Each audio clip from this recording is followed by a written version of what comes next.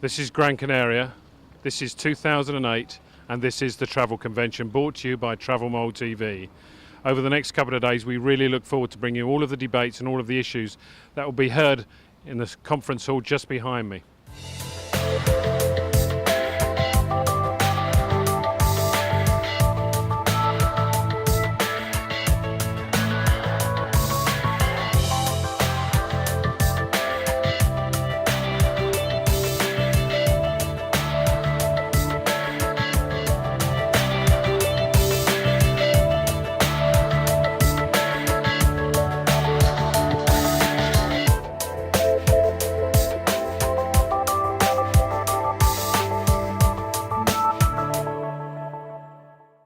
Well, clearly we are hitting a sort of unprecedented time, as you said. Over the last few days, the world has changed enormously.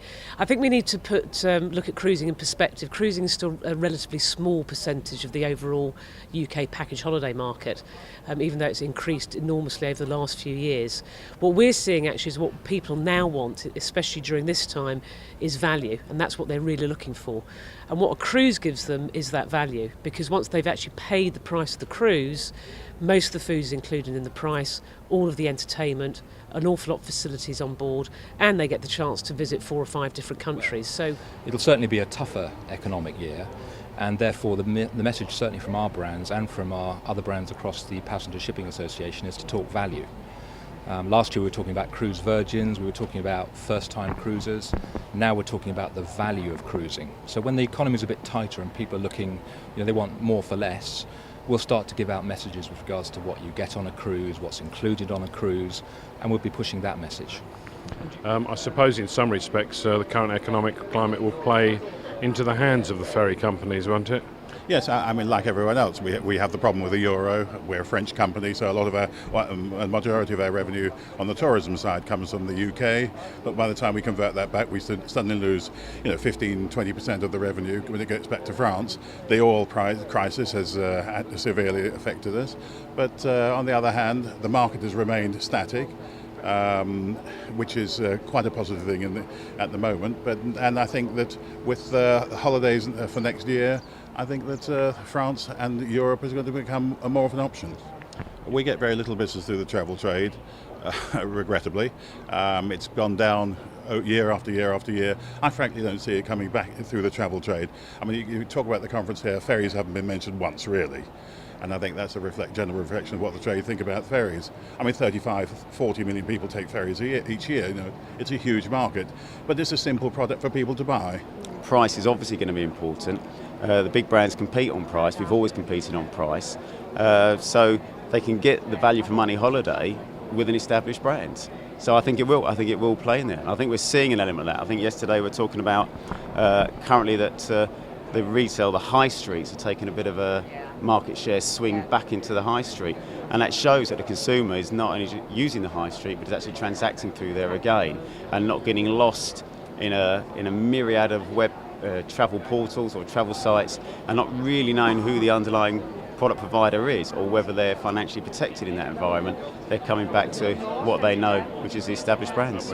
I have to say, I think discounting, if agents choose to discount, that's here to stay. It's a choice that they make on, they have a commission that we pay them, and what they do with that commission is completely up to them. I think probably in the current climate, people are going to be fighting harder for bookings, so I don't think discounting is going to go away. But I think what we're doing is we're sort of taking a lot of the control into our own hands. We've invested heavily in the product in the last couple of years to really differentiate ourselves on the all-inclusive sector, repositioned ourselves as luxury included, which we're getting excellent feedback for. But we've just basically upgraded our rooms, our public areas, our restaurants. Where we can, we've converted rooms into suites. So it's a really different product offering, really, to make sure we're differentiating in that all-inclusive sector, and it's paying off. People who in the past have always seen France as a second holiday option, we're going to go somewhere really exotic but we could go to France, and now not going with their backup plan. They're actually thinking, it's time to go back to France, put the kids in the back of the car, fill up with all our essentials and go for a traditional family holiday. Right. Wendy Wu is a specialist tour operator to China. They've been going for 10 years. They started in Australia some 10 years ago, where they carried about 500 passengers in their first year, and they're now carrying over 10,000 passengers out of Australia into China. We started in the UK 3 years ago, where we carried 1,000 passengers in our first year, and this year we'll carry about 4,000 passengers into China.